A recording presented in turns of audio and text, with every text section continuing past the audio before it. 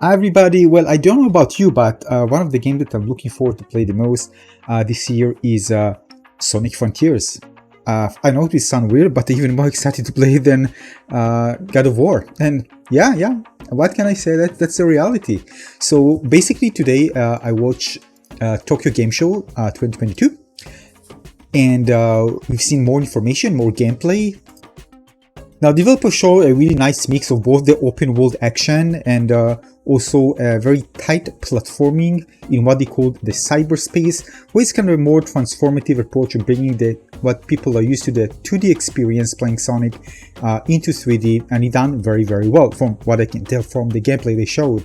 So, for example, when I played Ratchet & Clank Rift Apart, you know, you have the open world, you can run around and do stuff, and we also have the platforming when you go on the rails, and it combines a more tightly platforming action.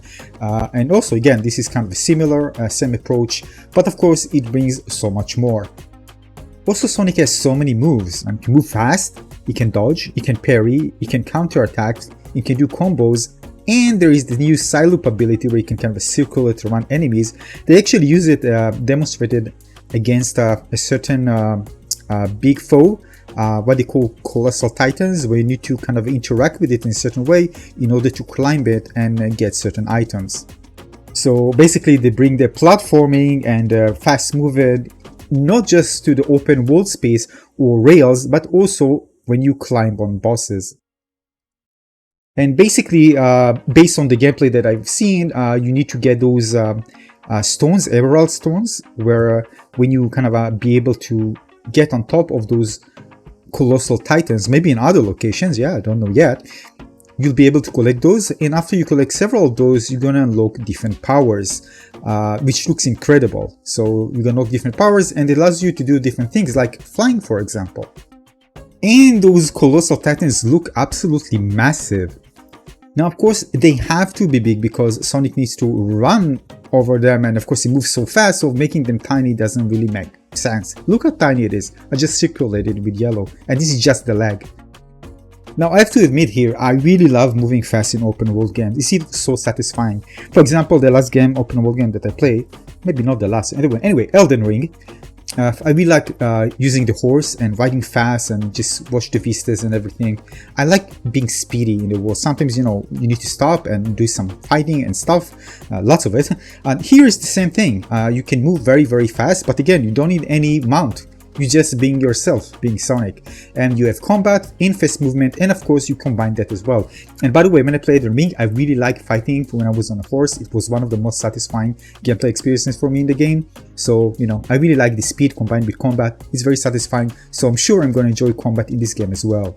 Now, basically, there are also lots of Zelda vibes here when you combine nature with this mysterious kind of enigmatic structures and enemies. So if you play Zelda Breath of the Wild, for example, you probably gonna have the same kind of a feeling that you see different enemies, different type of structures that kind of weird and stuff. And also reminds me of Horizon Zero Dawn, by the way, right? Or Horizon Forbidden West with all the big enemies, right? So it seems the game was inspired by many of the most influential games that released in the past 10 years. Yeah, if it's all come together very well, I mean, I don't mind. I mean, there are so many amazing things in other games that I wish were actually existed in some of the recent games, and it seems like this game is being inspired by many of those, and we might see some nice mix of different type of gameplay mechanics and open world game design to just bring all the best things in many of the open world games and try to put it inside a single game. Now, the game looks absolutely gorgeous, and of course they need to design the game considering the fact that Sonic can move very fast. And it's kind of funny seeing something very far and seeing Sonic just reach there in a few seconds. So it's just, I'm asking myself how big actually the world is. It needs to be big because again, you're going to be moving so fast, so it needs to be huge. Otherwise, you're just going to finish it like instantly. So there are several islands. Again, I think it just show one of them, or I don't know. I don't know how the different biomes are, but definitely those islands going to be big. And based on what I've seen, many of the structure is going to be huge. Because again, it all needs to fit. If you want Sonic to reach a certain place, you really need to, well, in quotations, drive there. So you're going to see lots of big things. We've seen big enemies, going to be big structures and big rails. Everything's going to be very well, open. So this game is, in terms of open world space design, is going to be really unique, and I think a challenge for a game developer. So I really want to see how they approach different type of experiences in the game itself, compared to, well, a game that is more slow path and just build around slow movement. So again, when I saw the combat where Sonic kind of moving around things, and everything, even in the combat, built around its speed, and of course it's going to be a skill tree and everything, so you can unlock more cool things. So everything was built around Sonic's movement in terms of combat, which is really cool. I mean, I don't want to fight just regular fights and, face to face. I want Sonic to really do some crazy stuff. And you're going to do this, of course, in the 3D space. You're going to fly, you're going to jump, you're going to combo stuff. You combine different type of things that build around your fast movement. And by the way, regarding highlighting enemies, from what I've seen, it's actually automatic. Now, one point here about the way you interact with different objects and enemies. I mean, I've seen the gameplay, and you see the triangle basically point out, in this case, an enemy, but it can actually be also an object. And basically the one that is highlighted, you're the one that you interact with. And I think it's automatically, because I've seen Sonic just moves and the triangle just move. I think it's based on proximity. Maybe there's a way to lock, but I'm not sure about it. I don't have any information.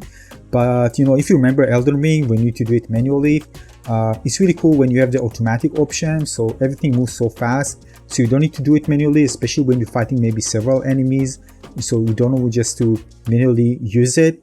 But maybe they're going to be a different option. But right now, from what I've seen, it looks like it's fully automatic.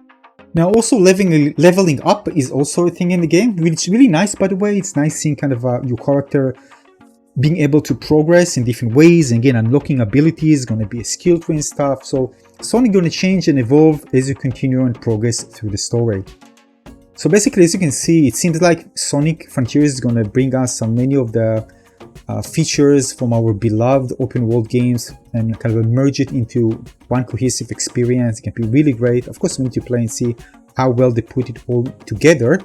But when I watched the Tokyo show, still people kind of said, I want it 2D, I want it 2D. But I think that, again, they combine both the open world and the cyberspace is going to be kind of a mix. So it will be well designed for those who really love the 2D and more tightly controlled platform experience. So having all that in a single game seems like it's going to be something special. That's why I'm looking forward to play this game. And I really love Sonic. And well, we need to wait and see how this one goes. Overall, based on what I've seen the gameplay and what I read about it, it looks like it's going to be a very, very promising game to play this year. And it's coming for all popular platforms: PS5, PS4, Xbox Series X, Xbox One, PC, everything. So you're going to play it on your favorite platform of choice. So this is it. Tell me what you think about the game. Are you excited or it's not really for you? Let me know in the comment section below. I'll see you on the next one. Cheers.